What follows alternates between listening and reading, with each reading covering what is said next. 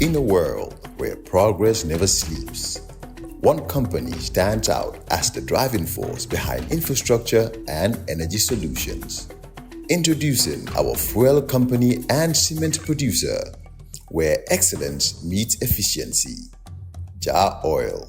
The company have 30 filling stations across the country that are all operating, which includes the recently completed Yarambamba and Old Yundum filling stations. And our rates are relatively cheaper than anyone else across the country. Along the years, Jah Oil introduces importation and distribution of cement in their line of business to diversify and strengthen their operations. Are you a cement retailer?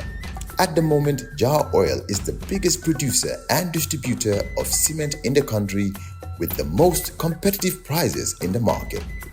With a focus on sustainability and innovation, we are paving the way for a greener, stronger future. Trust in us to fuel your projects and lay the groundwork for success. We currently produce over 25,200,000 bags per year. As the largest cement producer in the country, Jah Oil also targets to export cement to the neighboring countries like Guinea-Bissau, Guinea-Conakry, and others. Join us on our journey to shape a world where every drop of fuel and every bag of cement makes a difference. Together, we can build a brighter tomorrow. A monthly feature on the program, which is the Sola Mahoney podcast. And this past February, the Gambia celebrated its 60th independence anniversary. So in this month's the Sola Mahoney podcast, Sola undertakes a review of the Gambia's past 6 decades through the lens of healthy aging, highlighting some of our achievements in the health sector and drawing attention to some of the challenges faced by older persons. I find that our birthdays are a rather curious phenomenon, largely because of the way that they change and evolve in character over time. And let me explain. When you're young, your birthday is the best and most exciting day of the year, one you look forward to for months. But as you get older and move into adulthood, particularly when you move into your 30s and 40s and start hitting those milestone birthdays, depending on where you are in life, they can become an awkward and unsettling reminder that time is moving on while you're still nowhere close to achieving what you hope to achieve in life. Perhaps you still don't have your master's or your PhD, or maybe you still haven't married and started a family, and where's that house that you thought you would have built by now? And meanwhile, how come some of your classmates, who after all were no better than you in school, are now so much more successful than you? And then, decades later, none of that seems all that important anymore. And it's almost as if every day spent in good health has the same significance as a birthday and calls for a mini celebration of life. July 21st, 2018 was a particularly significant date for me, because that was the day that I turned 60 and officially became an older person according to the language and definition of the United Nations. And when you get to that particular milestone birthday, you tend to feel the need to do 2 things. Firstly, to celebrate life and the simple fact that you made it this far, particularly in the Gambia, where, given the life expectancy figures, many of your peers might have already passed on. But then as these celebrations begin to wind down and reality resumes its rightful place at the table, you can't resist the urge to start reflecting on your life and taking stock of what you have and have not achieved. For me, it turned out to be a sobering period of reflection, because somehow the closer I looked, the less I seemed to have achieved and the less impressive my achievements seemed to be. But the exercise did have the positive effect of galvanizing me into action as a man who still had lots to do and lots to achieve. 7 years later, I find myself going through a similar exercise. Because exactly 2 weeks ago today, On Tuesday, February the 18th, our country turned 60. And I suspect many of us found ourselves taking stock of what we had achieved as a country over the past 6 decades. There was, of course, the usual fanfare and revelry and the celebrations led by government, but for many, especially those who can remember what life was like in the year 1965, the 60th anniversary of our independence turned out to be a day of deep reflection. And appropriately so, because when all was said and done, we all realized that this was more of a day for reflection than a day for celebration. Now, as you know, on this program we have something of a preoccupation with healthy aging. Indeed, some might even call it an obsession of sorts. Healthy aging refers to the process of developing and maintaining the functional ability that enables well-being in older age. And it's a concept that emphasizes not merely the absence of disease, but the capacity to continue activities that individuals value, encompassing physical, mental, and social health. And in the context of healthy aging, reaching the age of 60 is a significant milestone. In fact, turning 60 can be seen as a pivotal point that underscores the importance of proactive health measures, preventive care, and lifestyle adjustments to promote healthy aging and maintain a high quality of life. And so, as I pause to reflect on our country's 60 years of nationhood, and because we talk so much on this podcast about healthy aging, I started to ask myself how well the 60-year-old Gambia had done in the context of healthy aging. What have been our most satisfying successes and achievements that stand us in good stead for the future? How have we performed in comparison with other countries who graduated into independence, so to speak, at the same time that we did? What have been our biggest disappointments and failings where we should have really done much better? And how have we learnt from our past mistakes?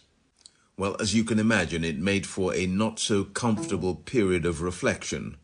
Now, granted, we have had our successes.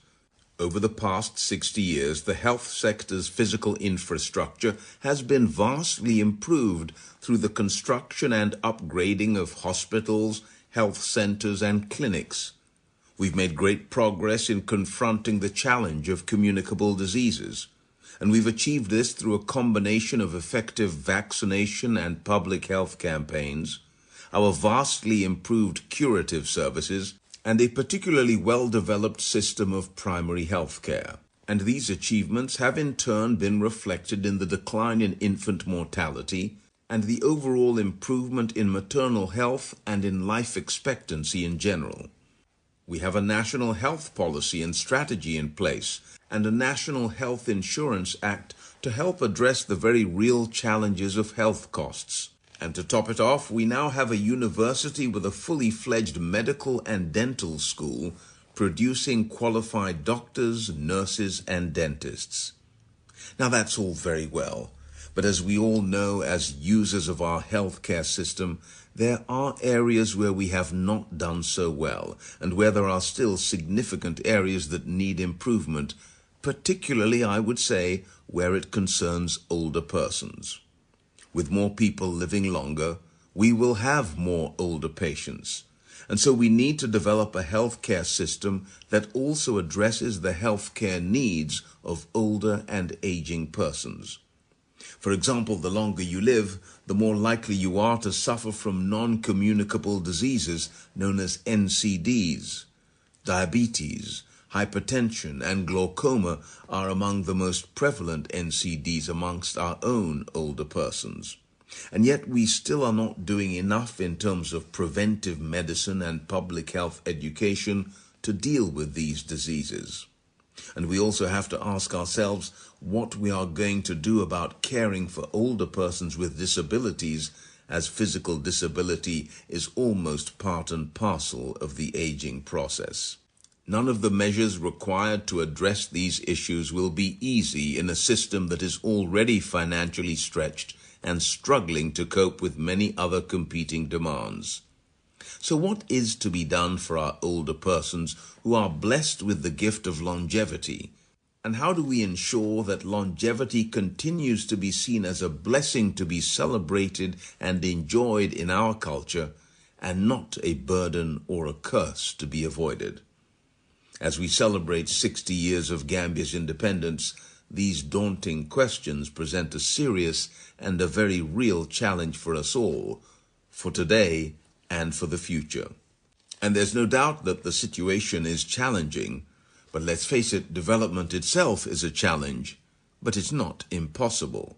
And the experience of other resource-limited countries suggests that it is possible to provide effective health care for aging populations despite financial and infrastructural constraints, particularly if you focus on a combination of preventive care and early detection, leveraging the innovations in technology and artificial intelligence. And meanwhile, it will be up to family and friends and neighbors to do what Gambians have been known for over the past 60 years and more, and that is to look out for and to look out after one another. And part of that starts by reminding each other that our health and well-being in the years ahead depends significantly on the healthy habits that we develop today. Because after all, that is largely what healthy aging is all about. And on that note, a belated, happy and healthy 60th Independence Anniversary to you all. In a world where progress never sleeps, one company stands out as the driving force behind infrastructure and energy solutions. Introducing our fuel company and cement producer, where excellence meets efficiency. Jah Oil. The company have 30 filling stations across the country that are all operating, which includes the recently completed Yarambamba and Old Yundum filling stations. And our rates are relatively cheaper than anyone else across the country. Along the years, Jah Oil introduces importation and distribution of cement in their line of business to diversify and strengthen their operations. Are you a cement retailer? At the moment, Jah Oil is the biggest producer and distributor of cement in the country with the most competitive prices in the market. With a focus on sustainability and innovation, we are paving the way for a greener, stronger future. Trust in us to fuel your projects and lay the groundwork for success. We currently produce over 25,200,000 bags per year. As the largest cement producer in the country, Jah Oil also targets to export cement to the neighboring countries like Guinea-Bissau, Guinea-Conakry, and others. Join us on our journey to shape a world where every drop of fuel and every bag of cement makes a difference. Together, we can build a brighter tomorrow.